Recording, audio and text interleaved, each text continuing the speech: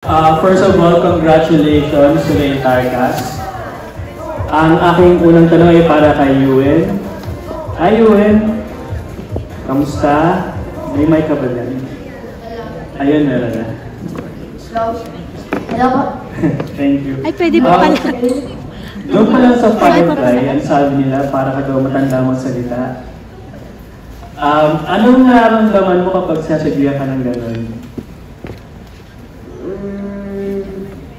Normal lang, kasi matagal na po Pwede ba pala para sa akin. Talaga? So normal lang. Dito ba sa Forever yan, naging normal lang sa'yo? Naging mas madali sa'yo gampanan yung character mo? Since bata ka, tapos medyo adult na yung character mo? Hindi po. Nadaming deep words na hindi ko alam. Tulad ng example.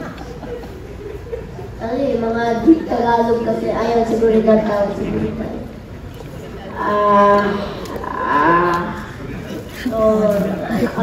Deep words.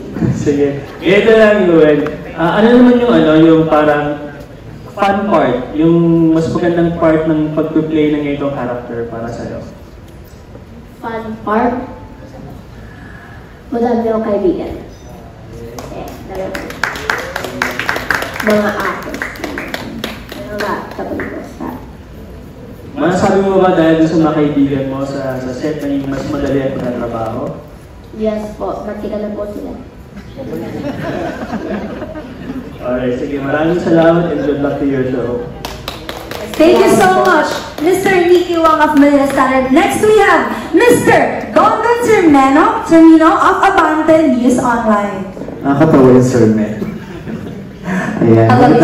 Magandang hapon. And of course for you, and kay Michael.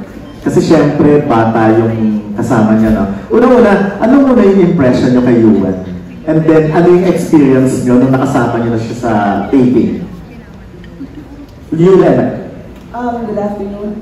Una ko siyang beses na panood kasi sa Fast Talk. Okay. So doon from there, napansin ko na ano siya, hindi siya karaniwang bata. Hindi yung kapag may tinanong ang sasagutin. Ano po? Yung mga ganon-ganon. Siya hindi, nag-iisip siya. So, winish ko noon na sana makatrabaho ko itong batang to, nakakatuwa. Okay. Tapos, biglang itong project na to, siya yung nakatrabaho ko. So, tuwang-tuwa ako na maka-eksena siya. Siyempre, hindi maiiwasan. Andun pa rin yung pagkabata niya eh. May makulit pa rin. Pero, katulad kagabi, kailangan niyang medyo emotional yung eksena. Pero gumaganyan siya talaga kasi magkaano ako, motivate pa ako. Yung gano'n. As in, alam niya yung ginagawa niya. Parang pinanganak siya para mag-artista. Yung gano'n ba? Focus din siya. May mga times na focus siya. May mga times din siyempre na naglalaro siya. Yung gusto na nang umuwi. Pero nakaka-deliver siya. Yun yung nakakatuwa. Masarap siyang katrabaho. Hindi yung karaniwan, ayoko nang makatrabaho mga bata kasi makukulit sila yung siya, hindi. Hindi siya pang karaniwang bata. Hindi siya bata. Bago sumagot si Michael, paalap ko na muna Yula. Wala naman sigurong eksena na mananakit ka ng bata. Hindi ko naman gustong mangyari. Kaya nga, so, correct. Kahit pa sabihin na sa istorya ay 25 years old siya. Yun nga eh. Oo. Swerte naman na walang ganong eksena o wala pa baka. Hindi natin alam kasi hindi pa kami tapos mag-taping. Parang wala naman yata. Wala naman. Pero bakit before naman hindi mo... Ay hindi. Kahit minsan, meron akong nakatrabaho na ang baby ay kailangan umiyak. Tapos sabihin nila, kurtin mo. Ay, talaga. Hindi ko kaya. Okay. Thank you. Salamat. Hello, good afternoon sa iyo lahat. Una kong narinig ang pangalang Yuen Michael ay dahil sa Firefly. Although, to be honest, hindi ko pa siya napapanood. Sabi nga ni Yuen sa akin kahapon, panoorin mo na kasi. Yun ang isa pagka-deliver.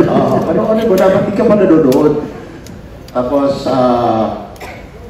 nabalitaan ko na marami siyang napanalo ng awards dahil sa Firefly. Tapos, una ko siyang na-meet nung nag-get together yung cast for a table read. And doon pa lang, medyo na-impress ako kasi nag-deliver siya sa table read. Pero nung nagtitaping na kami, super na-impress talaga ako sa kanya kasi katulad ng sinabi ni Yula, hindi siya pangkaraniwang bata. And as an actor, hindi lang siya basta-basta yung makikinig sa instructions kasi meron siyang questions. So, yun ang maganda sa kanya because he's also a thinking actor. Hindi niya basta-basta bibitawan. Kailangan niya ng concrete motivation kung bakit niya ginagawa ito, kung bakit niya kailangan gawin. So, for somebody who's 11, and ganyan na siya magtrabaho, I can say na he's an extraordinary actor. This boy is gifted. I'm always on my toes kapag ka-eksena ko siya. Kasi Marami kayong eksena eh. marami kaming eksena together. And you can't, kumbaga you can't just wing it eh. Kasi yung mga binibigay niya sa'yo, madadala ka talaga. Kaya super enjoy ako kapag ka-eksena ko siya. And not only that, even off camera, pag nag-uusap kami, we just don't talk about the project, but we talk about life. And for an 11-year-old, he's very, very mature. Ayaw nga niya mag-asawa eh. Kasi mahirap daw ang child custody. Sasagot. Sino ba ang topics namin? Sasagot na Ayaw ko pong mag-asawa kasi decision pa yan sa future self ko. Di ba? Ayun ang ibig kong sabihin. Kaya ang sarap katrabaho nitong batang ito. And I'm really, really thankful sa GMA na ako yung napili nilang gumanap na maging lolo ni Yuan Micael. Pero Michael and Yula, sa taping ba? At siya yung tipo ng sumusunod sa script, yung lahat ng nakalagay sa script yun ba ang dinideliver niya o inaalaw niya siyang sinusundan naman namin talaga yung script, but sometimes there are certain lines na mas comfortable siyang sabihin kasi may mga words na nakakabulol din, minsan sa sobrang lalim ng Tagalog, nakakabulol. So, humihingi siya ng similar word. Wala na bang ibang word na pwede kong sabihin para mas maging madali sa kanya? Same, yes. Yun yung napansin ko sa kanya. Pag nabubulot siya, niya, pwede ba sabihin na ganito, ganyan. O, inaalaw naman. Ayan, okay. Thank you. Deserving siya sa mga napanulonan niyang awards. Yes. Deserving talaga siya. Kasi napakagaling itong batang ito. Marami na rin ako nakasama ang mga bata sa mga ibang projects. Pero katulad ng sinabi ni Yula, this boy is really extraordinary. Yes. At nag-iisip na rin siya ng business. Itong age na to, he's thinking about the future. Kung ano pang, parang na talaga yung bata. Imagine, 11 years old, yun na iniisip na rin niya yan. Bukod sa ibang projects na ginagawa niya, iniisip na rin niya talaga yung future niya. So, paano treatment mo siya sa kanya sa set? Well, individual na hindi I mean, you talk to him na parang bata or... Hindi. Kasi parang ano siya eh, parang ka-age din namin siya makipag-usap. Although may likot lang minsan habang nagsasalita, di ba? Pero no nonsense ang batang ito. Minsan may pagkamakulit. Yung pagiging bata talaga, pero oras pagdating ng take, he will really deliver. Ayan. Thank you very much. Maraming salamat. Thank you so much, Mr. Dondon Termino of Abandon News Online. Next, we have Miss Rose Garcia of PAL. Ay, ko pala yun, friend. Rose!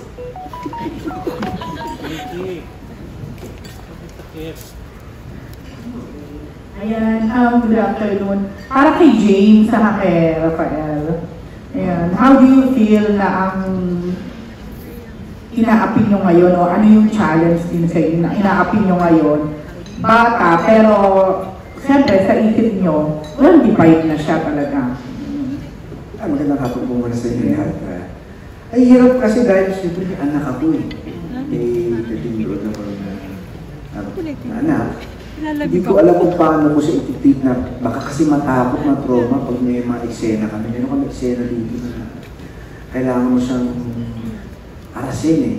So, minsan meron kami eksena muna, nilalaro-laro muna siya para hindi siya matakot.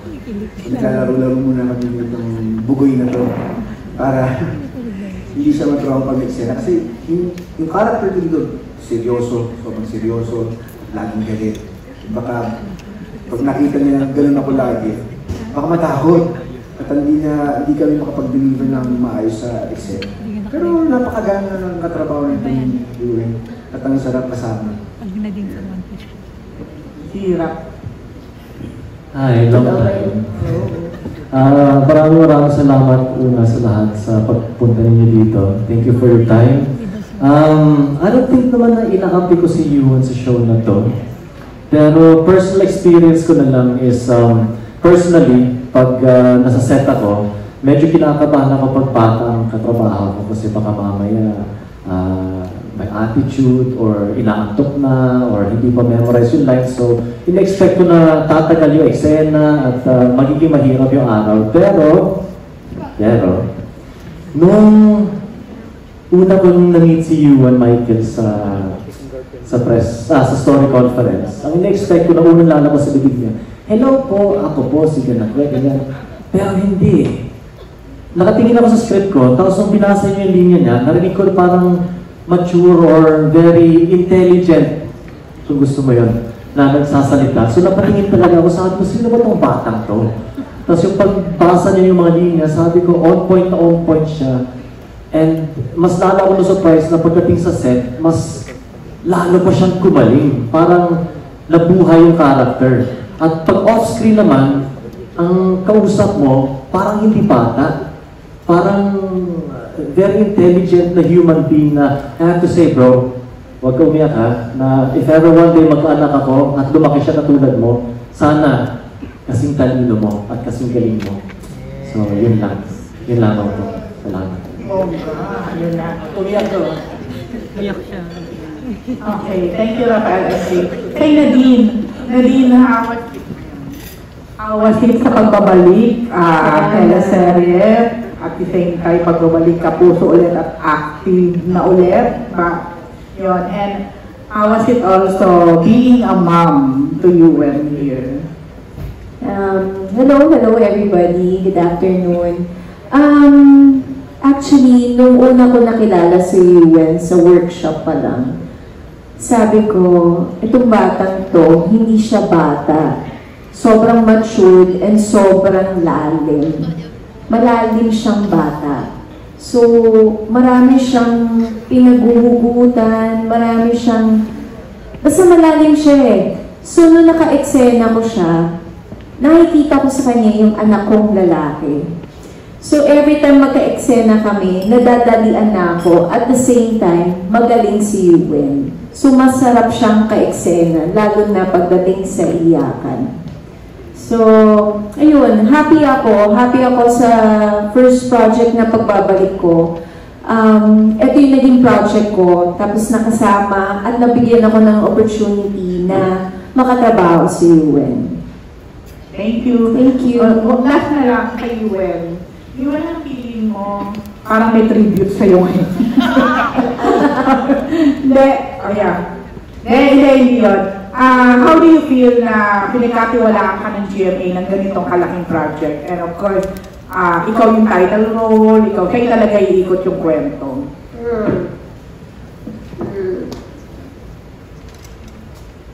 Hindi ko naiintindihan.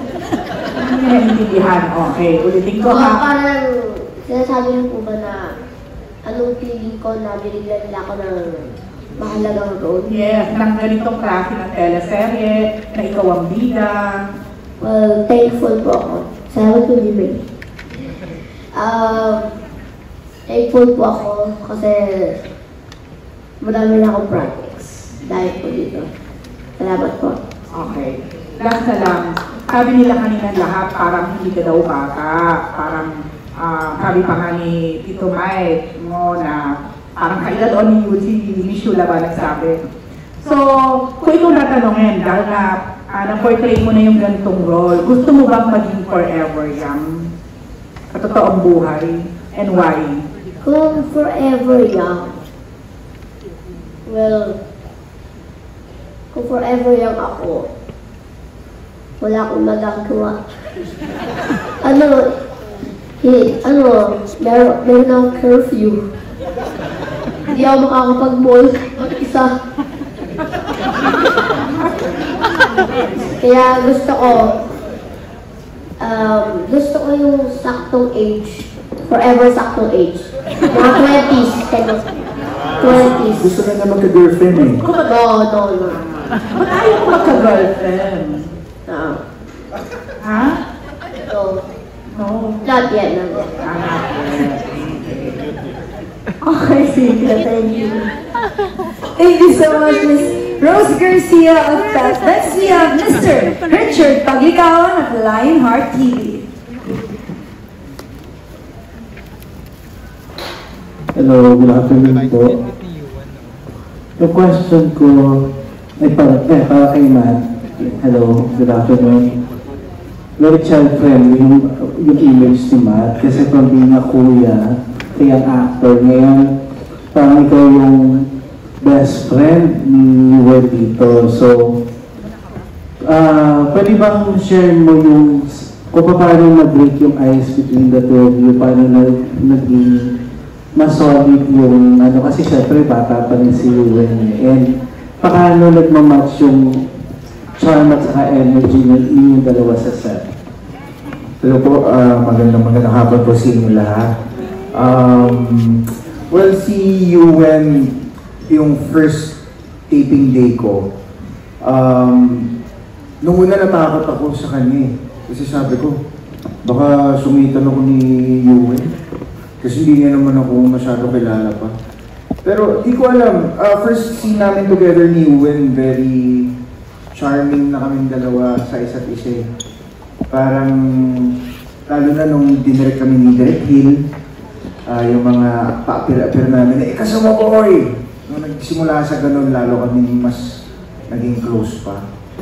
And, well, gaya nga nasabi ni Direk Michael and Miss Yula, si Yuen, pagkasama mo siya, hindi mo talaga siya matatrato as bata eh. Kasi very, very matanda magsalita.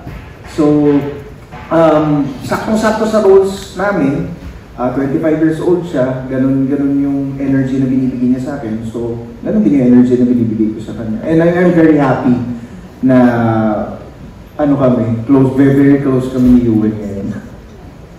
May pwede ka ba ma-share na parang take din yung dalawa na so far hindi mo pa makakalimutan? Wala naman ang mga scenes namin, parang naman sa akin lahat eh. Siguro yung pinaka gusto ko yung closeness namin, yung every time na magkikita kami, meron kaming appeal. Ano tawag doon? May hand, parang, ikasama boy. Yung parang hindi ko talaga makakalimutan. Kahit off-cam, ginagawa namin. Thanks, man. Congratulations for Maria. Thank you so much, Mr. Richard Paglikawan. Next, we have Miss Ivy Anna of GMANetwork.com.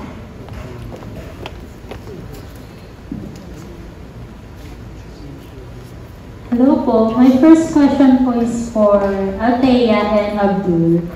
Ito yung first team up nyo together, and how's the process of getting to know each other and building chemistry?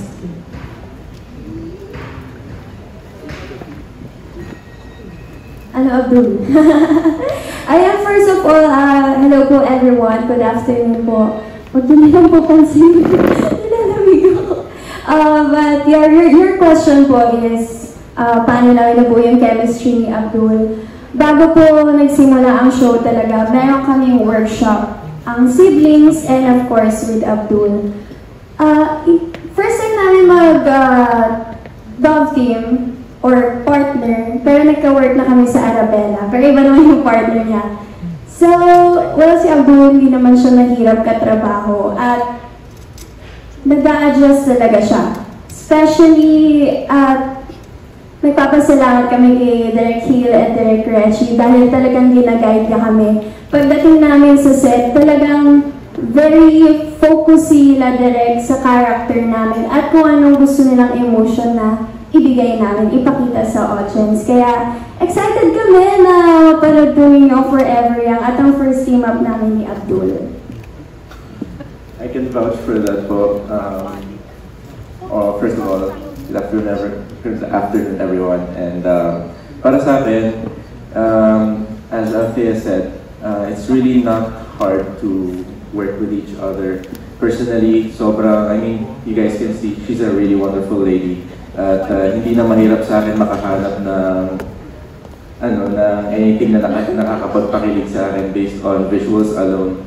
And ako personally, nung gumagawa na kami ng mga eksena, napansin ko kay Althea, magaling siya magbigay, magaling rin siya mag-receive. So it was not hard at all na makatrabaho siya. And personally, I would love to see more projects with her. And thank you. For Princess naman and Bryce, magpapakilig ba kayo rito o palaban yung magiging character nyo rito? So, yung character po namin dito ni Bryce is best friends, tropa. Kumbaga parang siya yung kasama ni Riley palagi kalaro sa basketball. So, ayan, mas focus siya more on friendship namin.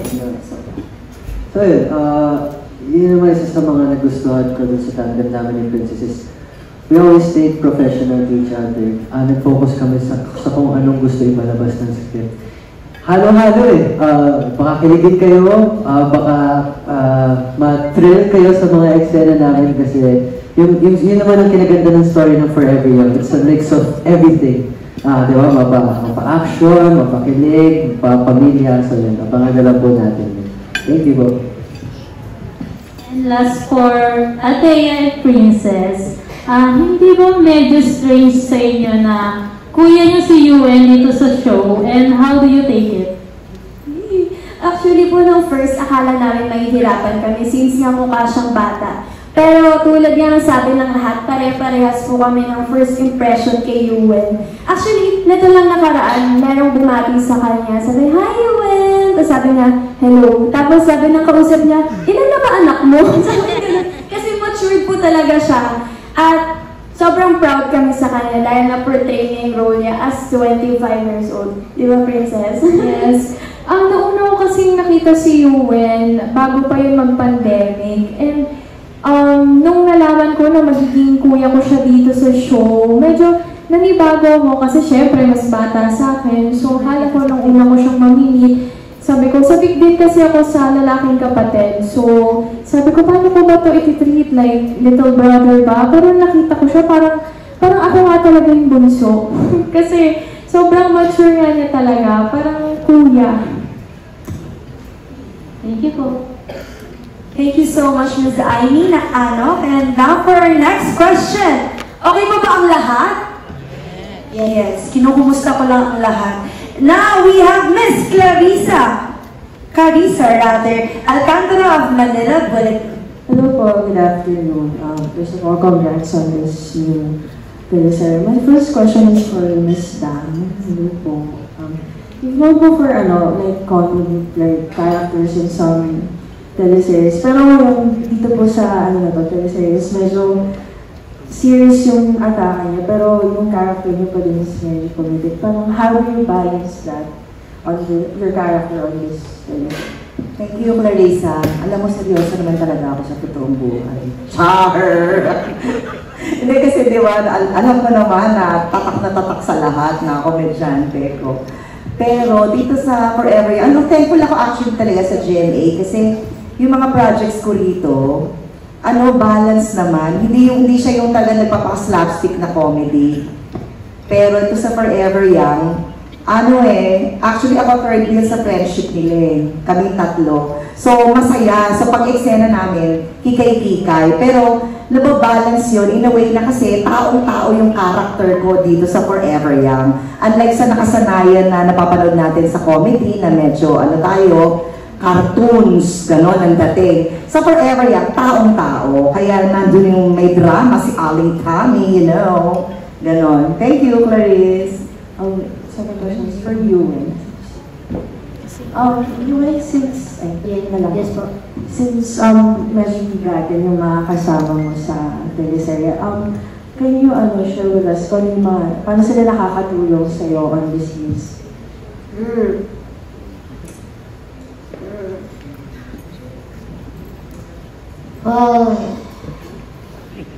Iba-iba po kasi sila pagtulong sa akin. Kapag drama scene, parang tutulungan kami na parang hindi kami parang nagpapakita kami ng malungkot sa isa't isa at kami nalulungkot. O kaya kapag scene na parang action scene, parang nagfo-focus talaga kami. Si Kuya James, tinutulungan na kami nila ng advice niya. Last question na. Since naman siya na ongoing yung shoot mo, ano naman yung natutunan mo sa portraying the role of Neil Rambo Agad? Natutunan?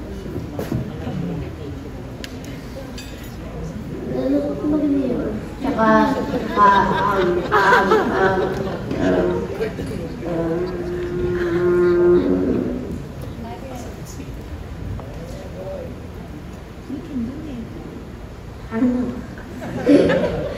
lumabad ng taba. Anyways, thank you and congrats again. There you have it, mga kapuso. Nakilala na nga po natin si Mayor Rambo Agapito. Siya ay panalo sa pamilya Rin Kuya ng Masa, Gina G. Tumulong. At ang pagbabago ay kanyang isusulong. Thank you so much once again for all your questions. Before we formally wrap up this event, we just want to share the exciting news for our global Pinoys in the U.S.